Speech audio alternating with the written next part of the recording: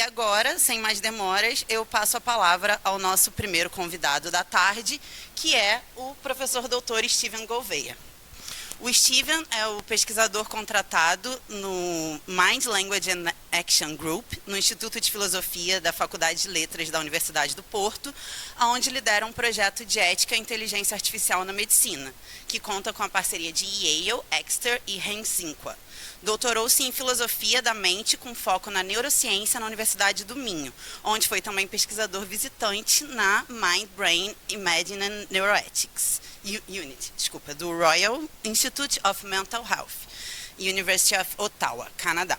Em 2023, foi nomeado professor honorário da Faculdade de Medicina da Universidade Andrés Bello, no Chile, em conjunto com o Prêmio Nobel de Física, o Sir Roger Penrose.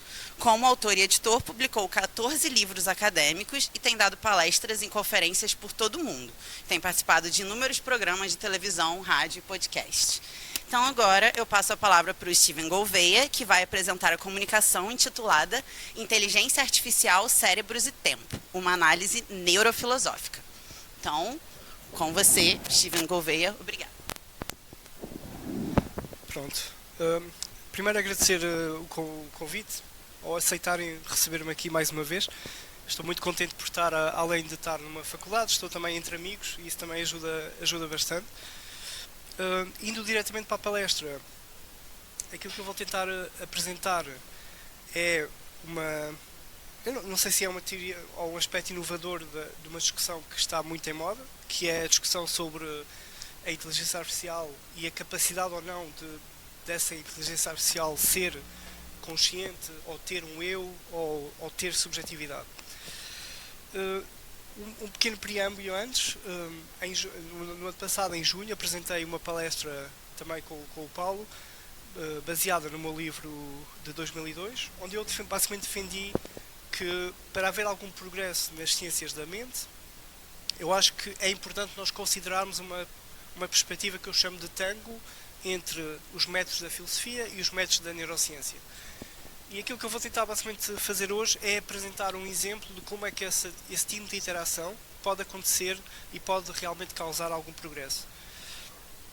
O plano então vai ser utilizar alguns conceitos da filosofia da mente e da fenomenologia clássica, mas aqui eu escrevi aqui algo como: lamento desde já desapontar o Paulo, a Tássia, o Diogo, porque eu não sou um fenomenólogo, não sou um historiador da filosofia, pelo que eu não vou tentar ou não vou fazer fenomenologia propriamente dita, embora, claro, o vosso feedback fenomenológico será muito bem-vindo, até na perspectiva de futuros, de trabalhos futuros que possam aparecer.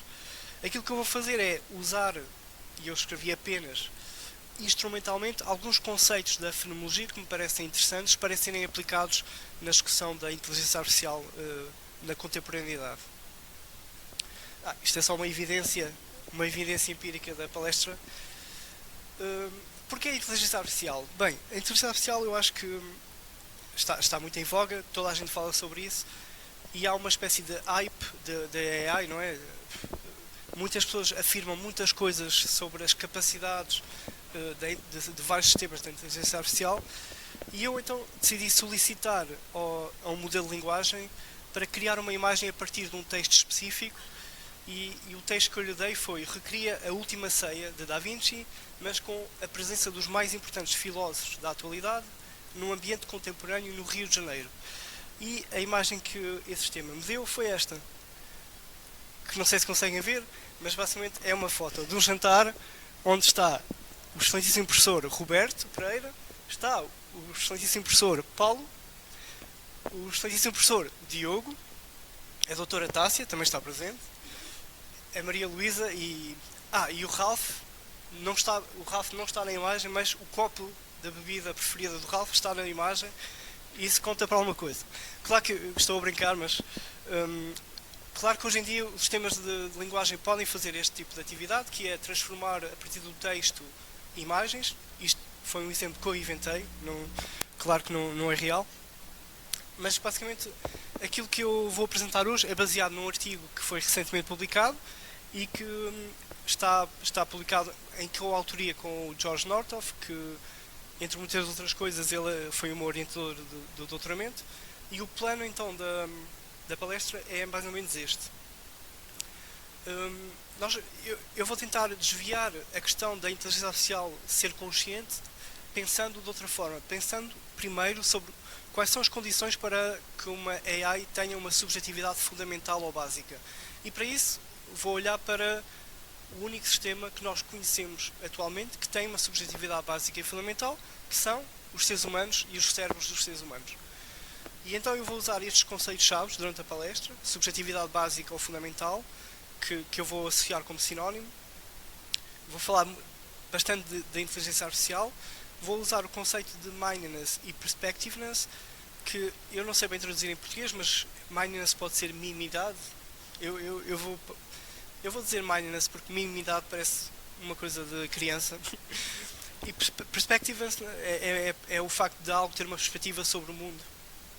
Estes dois conceitos podem, eu acho que em conjunto formam um outro conceito, que é o conceito de ponto de vista, que eu basicamente vou tentar focar qual é a relação neuroecológica do ponto de vista, e para isso eu vou usar uma parte muito específica da neurociência contemporânea que lida com aquilo que nós chamamos de time scales, que são escalas de tempo ou escalas temporais entre o mundo e o próprio cérebro humano. E para isso eu vou usar alguns dados empíricos que foram, no fundo, criados e coletados e analisados pelo meu orientador de doutoramento, o Geir Nordhoff. O argumento central, aquilo que eu vou tentar defender, basicamente, tem esta estrutura. A primeira premissa defende que os seres humanos possuem uma subjetividade básica ou fundamental. Depois, eu vou defender que essa subjetividade reflete a perspectiveness e a mindedness. Depois vou defender que estes dois conceitos podem ser rastreados ou baseiam-se ou criam um ponto de vista, e este ponto de vista deve ser caracterizado por uma relação temporal entre o próprio eu e o mundo, através das tais time scales, através dessas escalas temporais. Depois eu vou defender que estas time scales são empiricamente suportadas por vários experimentos atuais. E aquilo que eu vou tentar defender então é que nenhum sistema de inteligência artificial no presente, pelo menos, não me parece mostrar ou ter estas escalas temporais que o cérebro humano tem. E portanto, aquilo que eu vou defender é que a inteligência artificial não vai conseguir possuir uma relação temporal com o mundo, e por isso vai constituir uma impossibilidade de ela ter uma própria camada neuroecológica baseada num ponto de vista. E por isso, dado que o conceito de ponto de vista é dividido entre mindedness e perspectiveness, a AI também não vai ter nem perspectiveness nem mindedness, e portanto aquilo que eu vou defender é que a inteligência artificial atual não apresenta qualquer sinais de subjetividade fundamental ou básica. Eu aqui acrescentei uma parte que no artigo não tenho, mas que acho que faz sentido, que no fundo é uma consideração que defende que o argumento que eu vou apresentar é apenas baseado na inteligência artificial atual, mas que no futuro, neste momento não posso garantir que os engenheiros e os cientistas da computação possam vir a desenvolver sistemas de inteligência artificial que possam enquadrar escalas temporais relevantes. Pelo menos o argumento que eu apresento no paper é apenas focado no presente da inteligência artificial. Neste momento eu não acho que haja, mas eu não estou a fazer um argumento filosófico geral que argumente algo como qualquer sistema de inteligência artificial no futuro nunca possa vir a ter subjetividade. Porquê? Porque eu acho que isso depende de várias condições empíricas que são contingentes neste momento, basicamente. Vou só fazer uma pausa.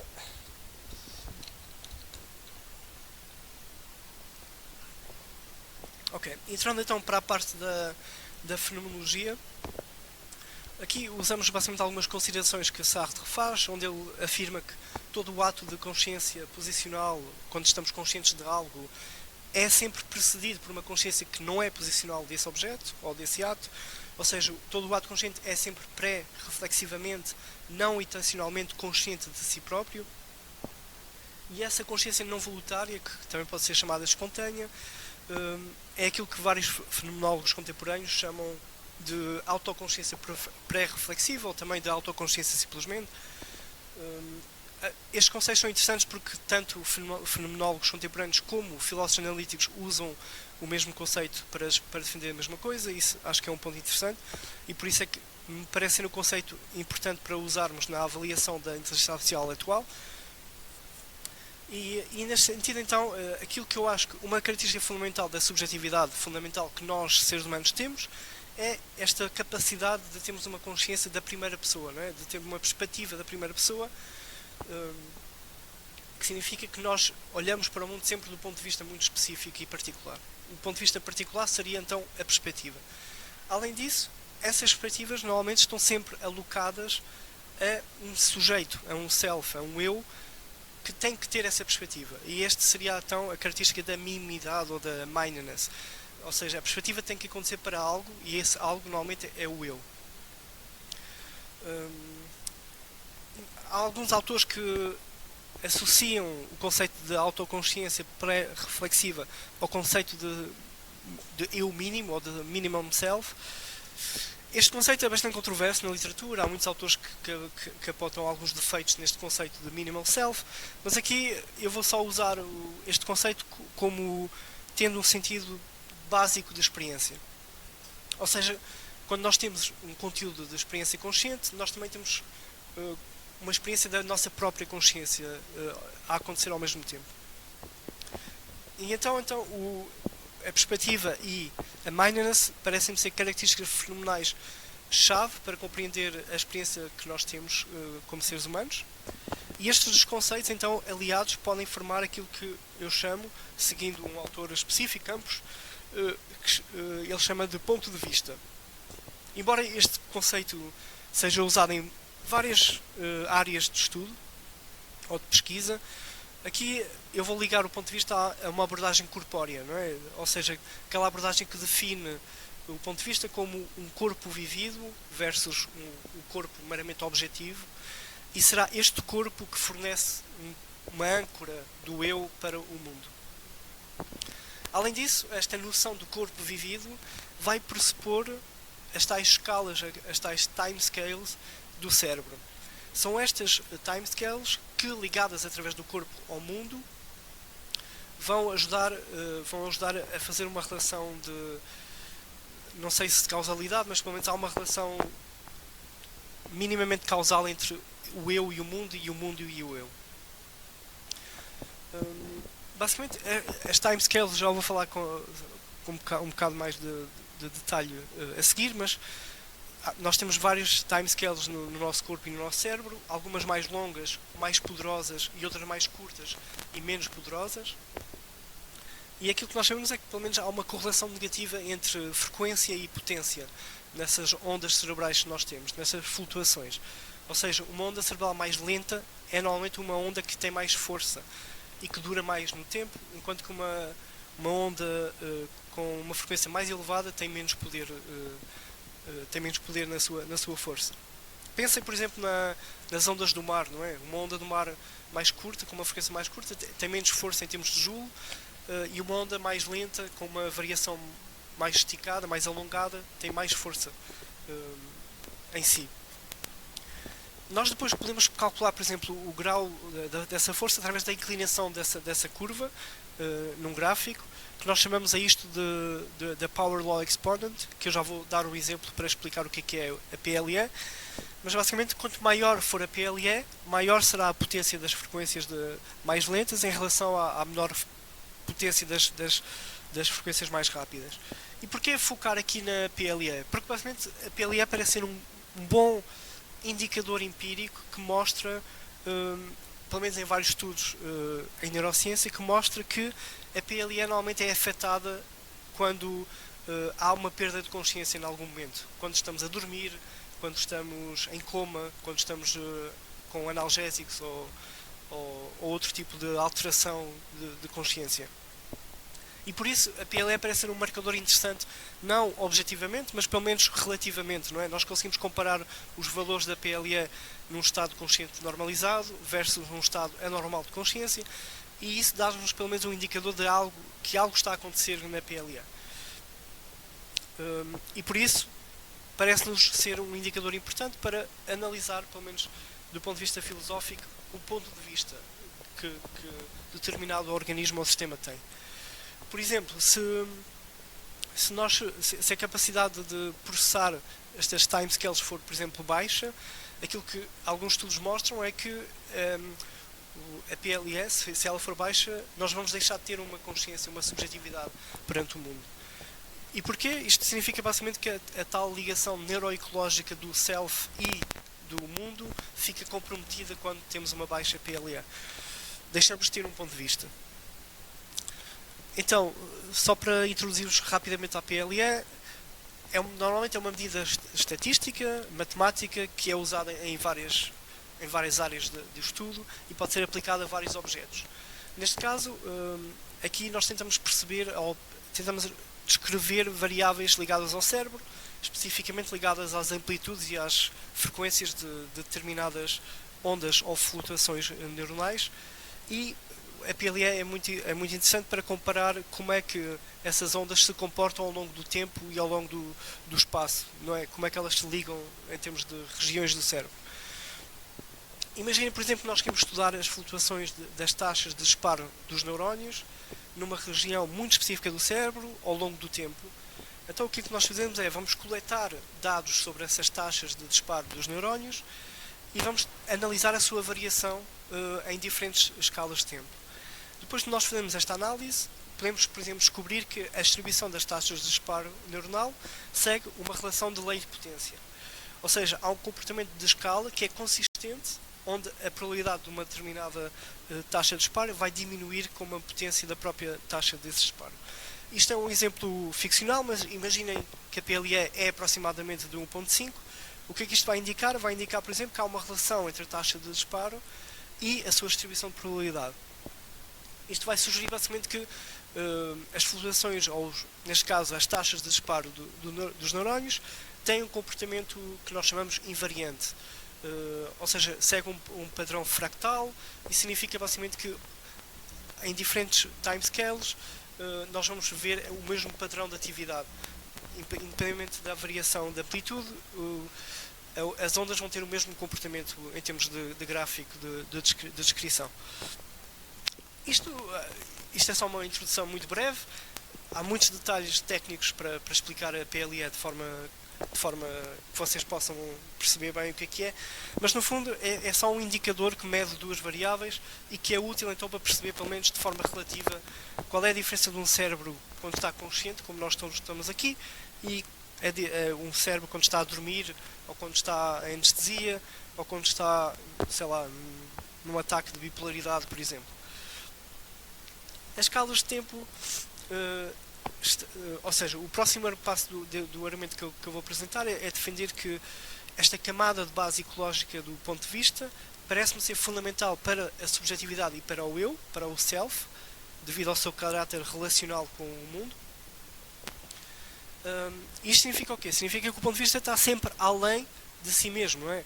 Ele está sempre colocado num ambiente que pode ser social, cultural, natural, etc. Nós no artigo chamamos a isto informação ecológica, e essa informação pode variar de vários tipos, mas o importante aqui é que essa informação ecológica entre o mundo e a tal camada de fundo ou básica do ponto de vista constitui aquilo que nós chamamos de relação ontológica entre o mundo e o próprio eu, entre a própria subjetividade do eu, do self. Claro que esta relação está baseada em várias características biofísicas e, claro, há escalas também espaciais e temporais. E isto leva-nos a considerar que, ou pelo menos aquilo que algumas evidências mostram, que eu já vou mostrar mais especificamente, é que enquanto mais ampla for esta gama de timescales espaciais e temporais, abrangidas pelo ponto de vista, mais extensamente o próprio self pode relacionar-se com o mundo. Eu aqui, por exemplo, dou o exemplo de... Vou dar o exemplo do Thomas Nagel, não é? Do morcego, para perceberem o que é que eu estou a tentar dizer. Basicamente, como vocês sabem, os morcegos não usam o mesmo sistema de percepção que nós usamos. Eles usam um sistema baseado em sistemas ultrassónicos, onde eles conseguem absorver essa informação ultrassónica. Isto significa o quê? Significa que as escalas temporais do mundo vão se alinhar de forma mais eficiente com a escala temporal ultrassónica do morcego do que com o ser humano.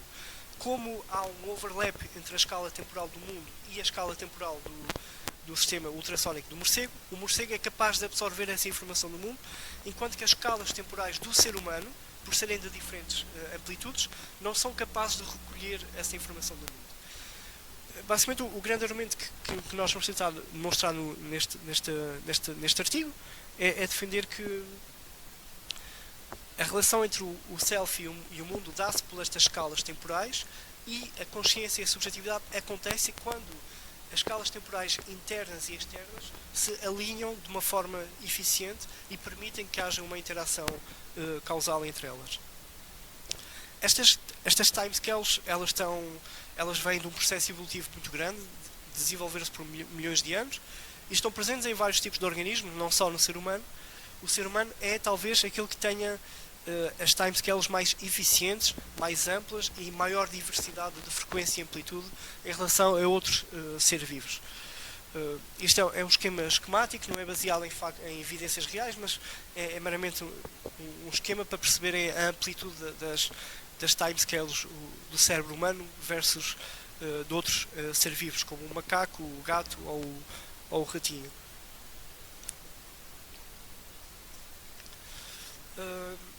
Passando para evidências do cérebro humano,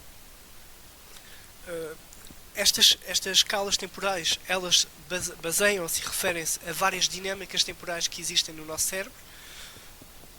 Elas vão variar, estas escalas vão variar de escalas que são muito rápidas, de milissegundos, até algumas que duram segundos e outras até duram vários segundos e até minutos.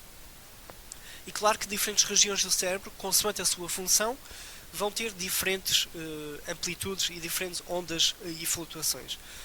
Aquilo que a literatura neste momento argumenta, pelo menos aquilo que nós pressupomos, usando vários estudos que foram feitos por outros neurocientistas, é que, por exemplo, todo o conteúdo da consciência através da percepção visual, por exemplo, normalmente tem uma frequência muito rápida e tem uma duração muito baixa, são de milissegundos no processamento neuronal, e as ondas responsáveis pelo senso do self, eu não estou a dizer que é o self, mas pelo menos que está relacionado com como é que o nosso cérebro e o nosso corpo cria este sentimento de self. Essas ondas são muito mais lentas e são muito mais poderosas e distribuem-se na escala temporal, têm uma duração muito maior do que esses estímulos mais rápidos visuais, por exemplo. E isso faz sentido porquê? Porque o corpo precisa primeiro de uma âncora no mundo e só depois é que essa âncora pode trabalhar para recolher informação do mundo. E isso é interessante porque parece que nós temos evidências empíricas que mostram que essa ancoragem tem maior preponderância e maior relevância nas escalas do cérebro do que a informação da percepção. Imaginem, por exemplo, que eu estou a passear na Amazónia, estou cercado de vários estímulos sensoriais e aquilo que vai acontecer, há três tipos digamos assim, de escalas temporais que podem acontecer neste episódio metafórico. Primeiro, o meu cérebro vai processar as informações sensoriais que recebe, não é? O barulho dos pássaros a cantar, o barulho das folhas a cair, etc. Esses estímulos vão ser processados muito rapidamente e vão deixar de ter um impacto muito rápido, ou seja, eles vão à minha consciência, eu ouço, se forem à consciência, muitas vezes a maior parte desses estímulos, por não ser relevante do ponto de vista da sobrevivência, são totalmente ignorados pelo aparelho consciente, mas se esses estímulos chegarem a alcançar uma hierarquia cortical, não é?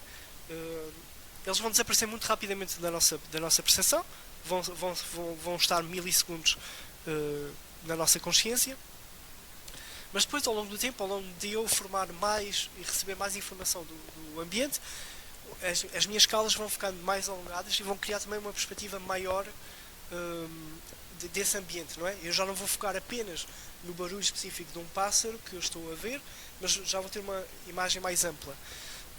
E finalmente, passado alguns minutos e algumas horas, todas as informações já vai ficar uma espécie de retenção na memória do próprio processamento cerebral, e basicamente vai fazer com que o meu cérebro já não gaste energia a processar todos esses dados. Ele vai apenas assumir que o ambiente que eu já processei antes é igual ao que eu vou processar no futuro, e por isso vai focar-se mais no sentimento do eu e naquilo que eu estou a sentir dentro daquele ambiente. É fundamental aqui explicar que eu não estou a argumentar que o self existe numa escala muito específica e fixa temporal, mas aquilo que os dados nos mostram é que o self está confinado a uma multitude de escalas temporais diferentes e numa interação dinâmica entre essas escalas. E porquê? Porque aquilo que nós defendemos é que a ancoragem ao mundo é primária e é fundamental, e só depois a percepção consciente é que pode acontecer.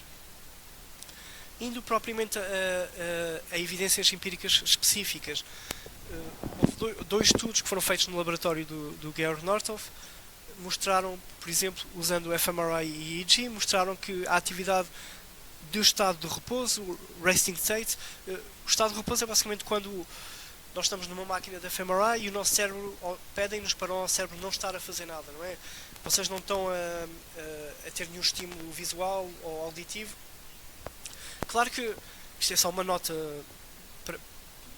uma nota, não sei se é relevante ou não, mas objetivamente é impossível haver um estado de resting state no cérebro. Porquê? Porque, não sei se vocês já fizeram uma ressonância magnética, mas vocês têm que estar dentro de uma máquina que faz muito barulho, não é?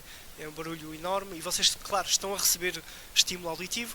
Aquilo que nós conseguimos fazer matematicamente, através de estatística, é tentar cancelar esse barulho, porque o barulho normalmente é constante e nós, no início, aquilo que se faz é nos primeiros 10 minutos, tentamos perceber a atividade, digamos assim, a baseline do cérebro, não é?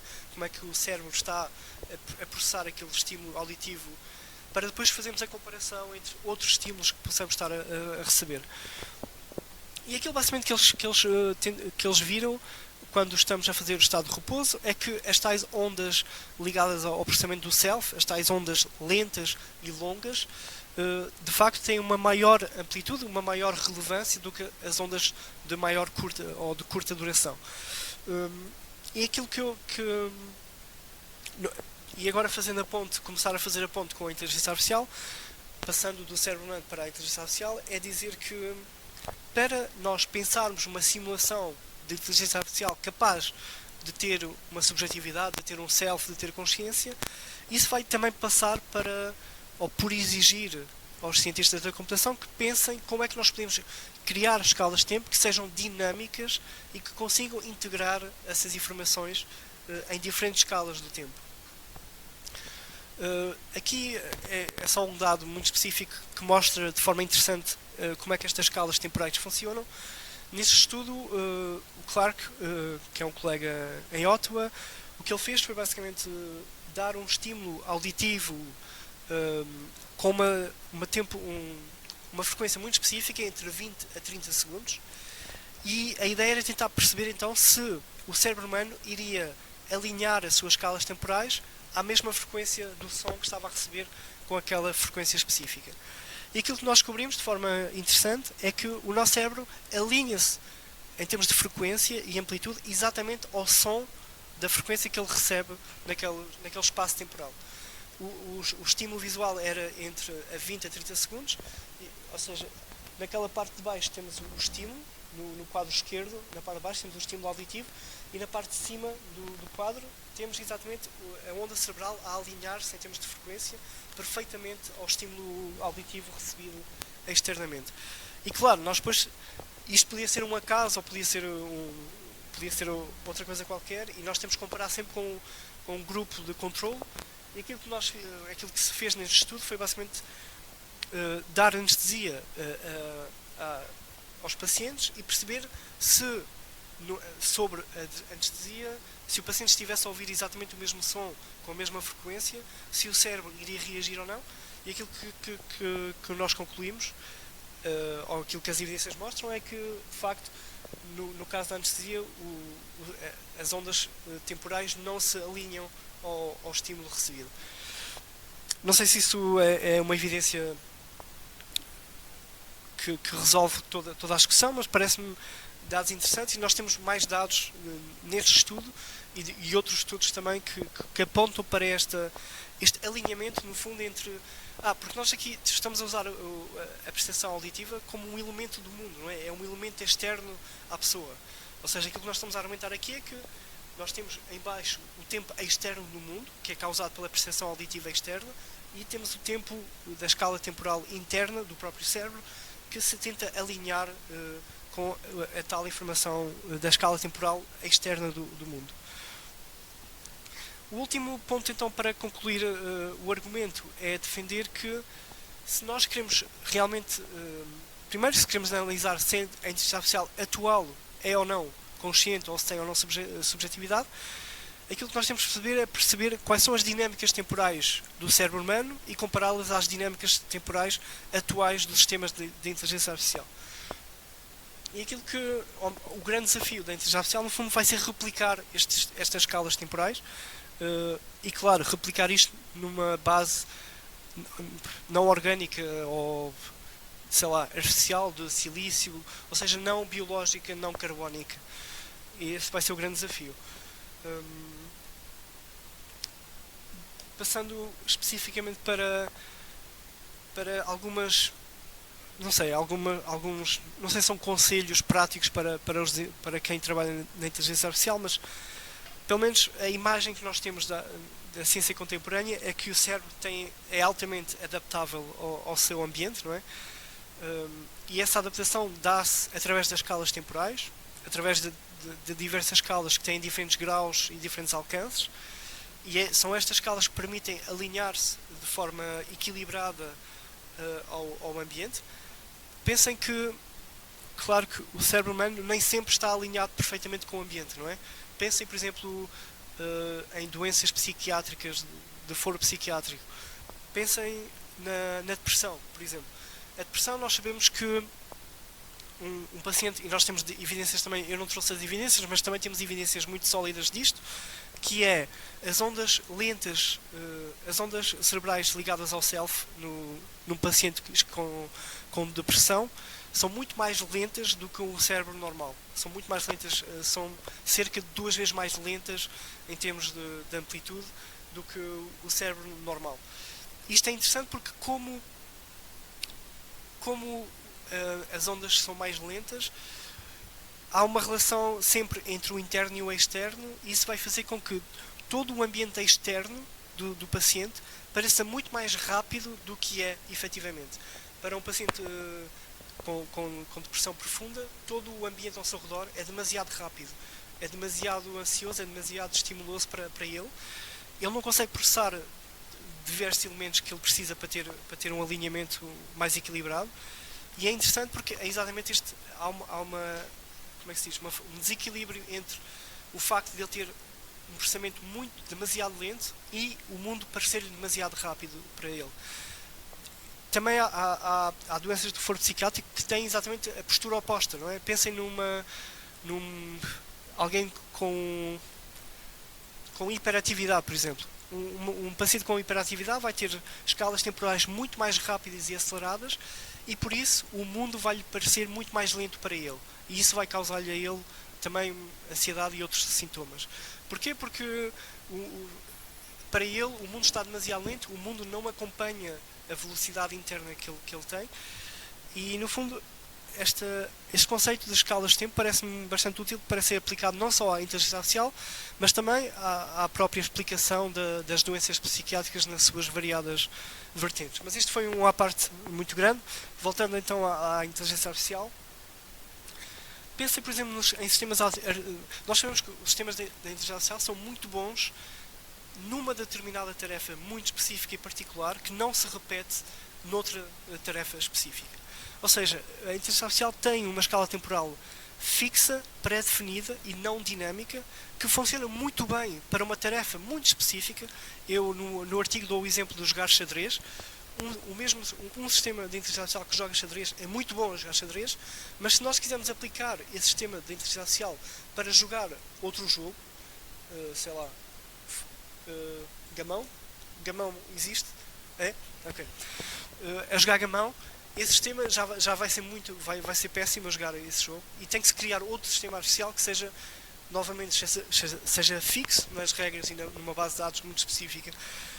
E isto mostra o quê? Mostra que, embora a inteligência artificial tenha escalas temporais, estas são muito mais limitadas e são muito mais específicas do que as escalas temporais que o ser humano possui. E por isso, aquilo que nós argumentamos é que, devido a essa limitação de escalas temporais, a AI não vai conseguir desenvolver um ponto de vista sobre o mundo. Para isso, ela precisava ter muito mais escalas temporais, de muitas diferentes amplitudes e graus. E a única forma de pensar uma inteligência artificial com subjetividade seria tentar replicar estas escalas que nós vemos que o cérebro humano tem. Eu aqui dou um exemplo, estou quase a acabar, tenho 5 minutos.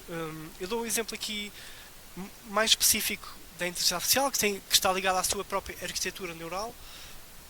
Nós sabemos que muitos dos sistemas de inteligência artificial atuais são baseados em relações entre redes neurais artificiais ou neurônios artificiais, que eles são regulados ao longo da fase de treino.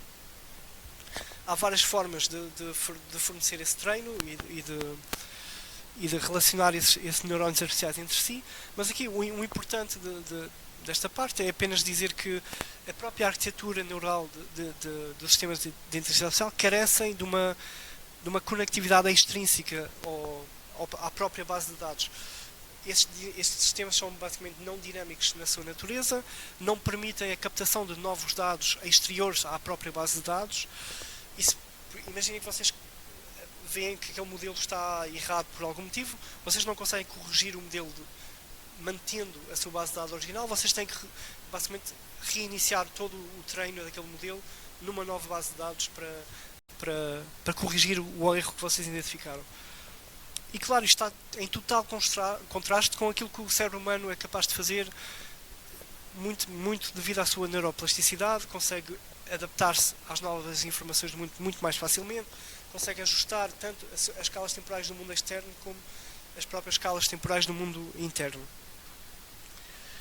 E basicamente, por haver esta falta de dinamismo e para as escalas temporais limitadas da inteligência artificial estarem tão fixas em si mesmo, a AI basicamente carece de ter uma perspectiva, carece de ter uma mindedness, e por isso não nos parece que tenha qualquer tipo de ponto de vista, e por isso não tem qualquer tipo de subjetividade. Estes modelos apenas processam passivamente toda a informação que recebem, e o cérebro humano o cérebro humano processa a informação do ambiente, mas de forma ativa, não é? A própria estrutura do nosso corpo influencia a forma como os estímulos vão ser processados internamente. Pensem que por exemplo, o tamanho da orelha que vocês têm influencia a frequência que vocês vão receber a minha voz, por exemplo. Por isso é que a minha voz não parece igual para toda a gente neste momento. Embora ela tenha a mesma amplitude física, em termos de onda, como as vossas orelhas têm uma anatomia diferente, vocês vão processar a frequência da minha voz de forma diferente do que ela é. E é isto tudo que falta à inteligência artificial. A inteligência artificial, o mesmo modelo replicado 10 vezes, vai processar o mesmo estímulo 10 vezes da mesma forma. E para nós isso são indicadores de que os sistemas de inteligência artificial têm na sua falta toda a perspectiva, toda a subjetividade, etc.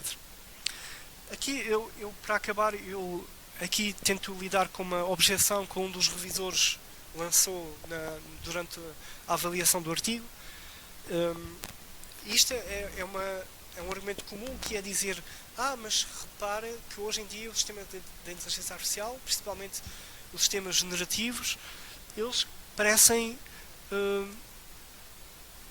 agir de forma causal sobre a informação que recebem. Eles conseguem responder à informação que é recebida pelo ambiente.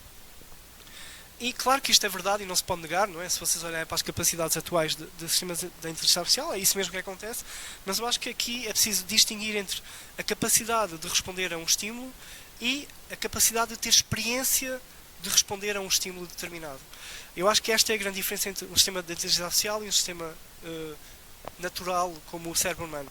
Nós, além de respondermos a um estímulo, nós respondemos tendo a experiência que estamos a responder a esse estímulo. E acho que a inteligência artificial não faz isso de todo. E claro, eu não estou a argumentar que toda a inteligência artificial agora e no futuro e para sempre não poderá vir a desenvolver estas capacidades, mas aquilo que pelo menos nos parece neste momento é que as escalas de tempo que a inteligência artificial possui neste momento são muito restritivas em termos da possibilidade de desenvolver uma subjetividade. No fundo seria tão preciso recriar todas as diferentes escalas temporais que o ser humano tem, tanto as mais longas e lentas que estão ligadas ao self e as mais rápidas e curtas que estão ligadas aos conteúdos da percepção. E o importante também é não isolar estas grandes escalas entre si. Elas têm que estar sempre conectadas entre si e têm que estar sempre relacionadas entre si, porque uma influencia a capacidade da outra e vice-versa. É preciso haver um ancoramento, um alinhamento entre todas as escalas temporais. Pensem, a melhor metáfora para vocês perceberem como é que as escalas temporais no cérebro funcionam são aquelas bonecas russas, sabem? Que se encaixam dentro uma da outra. Nós temos uma mais pequenina e mais curta que encaixa dentro da outra e que vai encaixando. Ou seja, elas não estão isoladas entre si, elas não estão expostas, separadas entre si, elas estão encaixadas e vão influenciando-se umas às outras.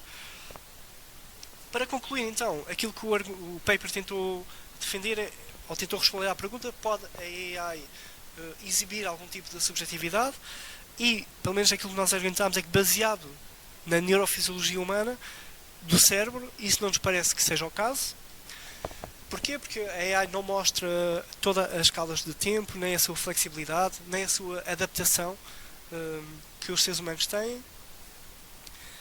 E por isso, isso implica que a AI não consiga desenvolver uma perspectiva, nem uma mesmidade, nem um ponto de vista sobre o mundo. E este basicamente é o grande argumento negativo do artigo, ou deflacionário, mas nós também não queríamos acabar só com um tom depressivo do artigo, mas também queríamos dar um tom mais positivo, que é, pelo menos do nosso ponto de vista, não nos parece uma impossibilidade lógica que os sistemas da inteligência artificial possam vir a desenvolver estas capacidades. Resta é perceber como é que nós podemos fazer isso em termos artificiais, como é que nós podemos recriar toda a complexidade das timescales do cérebro humano em sistemas artificiais, e acho que este vai ser o grande desafio na atualidade, que é tentar resolver isso. Eu aqui já não abordo isso nos slides, mas só para acabar, não é? Uma das formas que nós achamos que ser mais plausível é, por exemplo, o trabalho que Miguel Nicolelis faz com a Brain Machine Interface, não é? Como é que se chama em português? Interface cérebro-máquina? Ok. Porquê? Porque aí nós podemos usar a máquina para recriar apenas algumas escalas temporais e conectá-la com o cérebro, e talvez esse sistema misto possa-nos depois indicar como é que nós podemos jogar entre escalas temporais diferentes. Ou seja, podemos perceber quais são as escalas temporais que a inteligência artificial consegue substituir no cérebro humano e quais é que não consegue, e depois podemos ir evoluindo e aprimorando essas escalas consoante o feedback que recebemos dessas coisas. Claro que o desafio também, há aqui um grande desafio que é que eu acho que basicamente é o grande argumento contra todo o artigo que nós apresentámos, que é qual é a ligação das escalas temporais à própria neurofisiologia e à própria neuroanatomia, não é? Ou seja, como é que nós de facto podemos recriar estas escalas temporais? Porque se nós estamos certos, nós deveríamos, por exemplo, conseguir recriar artificialmente, usando, por exemplo, neurónios artificiais, nós poderíamos conseguir recriar à partida todas as escalas temporais do cérebro humano, mas de facto há aqui um gap entre aquilo que nós compreendemos ser a base a base, digamos assim, empírica a nível celular, não é? A nível neuronal das escalas temporais e a própria natureza destas escalas. Há aqui uma relação que nós ainda não sabemos qual é, estamos a tentar perceber, porque a ideia aqui é tentar perceber que mesmo a própria célula ela tem uma escala temporal própria e ela está a tentar alinhar-se com as escalas temporais das células à sua volta e etc. E tudo isto é muito complexo, vem de um processo evolutivo muito longo, de milhões de anos, que demorou muito tempo, e de facto este é o grande, pelo menos parece-me ser o grande obstáculo na atualidade, é perceber exatamente esses mecanismos específicos a nível celular para poder recriá-los depois noutros substratos. E pronto, acho que é isso. E agora podemos passar ao debate.